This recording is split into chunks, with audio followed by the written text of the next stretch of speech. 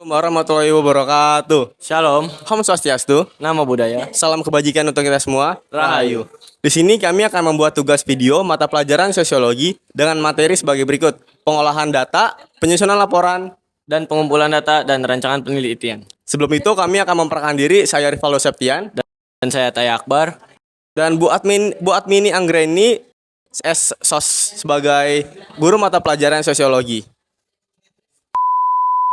Bacakan pengolahan data secara statistik dan non statistik. Satu itu ada tahap persiapan data, kedua ada tahap perorganisasian data, tiga ada tabel data. Di dalam tahap persiapan data itu ada editing. Editing adalah proses memeriksa data kembali yang telah dikumpulkan dari lapangan yang dilakukan pada data-data yang ditarik umumnya melalui kuesioner atau wawancara.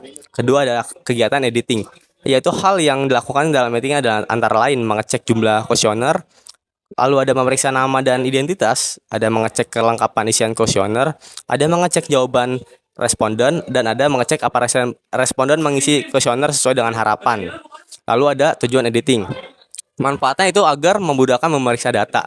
Lalu ada yang selanjutnya coding. Coding adalah makna. Maknanya itu adalah proses memberi kode tertentu pada data yang sudah dibaca atau diedit.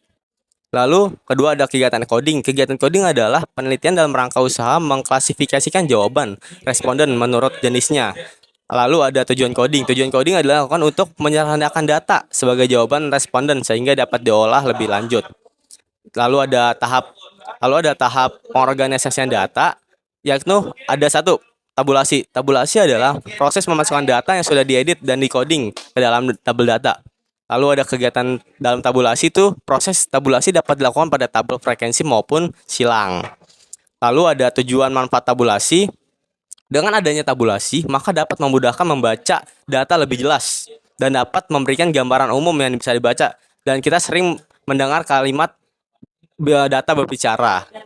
Lalu ada keuntungan melakukan pengorganisasian data seperti menghemat ruang, dapat menampilkan relasi dari proses-proses penelitian, dapat data yang dapat ditabulasi lebih mudah diingat dari yang tidak ditabulasi.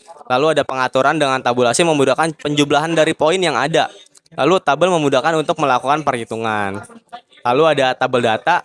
Standar komponen tabel tuh membuat tabel data sifatnya tidak mutlak sama unsur-unsur yang digunakan. Namun, secara umum, tabel biasanya itu memiliki unsur-unsur antara lain, seperti tabel diberi nomor untuk memudahkan mengadakan referensi, dan bisa dengan huruf Romawi ataupun Latin, letaknya di atas, di tengah-tengah, atau di samping judul. Lalu ada diberi judul, title, terus diberi kategori, isi tabel atau data, hasil pengumpulan setelah diedit atau decoding. Lalu ada hasil font note sebagai penjelas, dan sumber data. Lalu ada pengolahan data secara non-statistik, yaitu satu reduksi data. Proses mengubah rekaman data ke dalam pola, fokus, kategori, atau pokok permasalahan tertentu. Lalu ada penyajian data, menampilkan data dengan cara memasukkan data ke dalam sejumlah matriks yang diinginkan. Di sini memerlukan kemampuan melacak, mencatat, mengorganisasikan data untuk setiap pokok bahasan. Lalu ada mengambil kesimpulan, yaitu mencari kesimpulan atas data yang direduksi dan disajikan tadi. Terima kasih. Kita membacakan penyusunan laporan. Penyusunan laporan itu terdiri dari 3 bagian. Bagian awal, bagian tengah, dan bagian akhir. Lalu laporan percobaan juga ada bagiannya, yaitu terdiri dari 2 bagian, yaitu laporan percobaan secara kualitatif dan percobaan secara kuantitatif. Jadi selanjutnya saya akan membacakan apa sih itu teknik pengumpulan data. Teknik pengumpulan data adalah teknik atau cara yang digunakan untuk mengumpulkan suatu data yang berasal dari para responden. Teknik pengumpulan data yang saya ketahui ada 5, yaitu 1. Teknik kuesioner adalah teknik dengan cara memberikan pertanyaan dengan menggunakan alat bantu pada responden. 2. Teknik wawancara, memberikan pertanyaan pada responden secara langsung. 3. Observasi. Teknik ini melibatkan si penulis langsung ke tempat. 4. Teknik pustaka. Teknik ini menggunakan data pustaka dengan cara mengumpulkan bahan-bahan. 5. Teknik analisis media. Teknik ini menggunakan alat bantu berupa sumber-sumber media massa yang berasal dari kemajuan zaman. 2. Rancangan penelitian. Rancangan penelitian adalah kegiatan yang dilakukan untuk menyiapkan bahan atau hal-hal yang diperlakukan untuk memulai sebuah penelitian.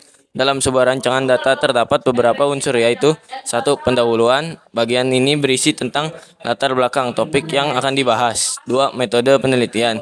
Bagian ini adalah cara yang yang akan digunakan untuk membuat penelitian. 3. Sumber daya dan anggaran. Bagian ini adalah bagian di mana kita harus menyiapkan hal-hal yang akan kita gunakan.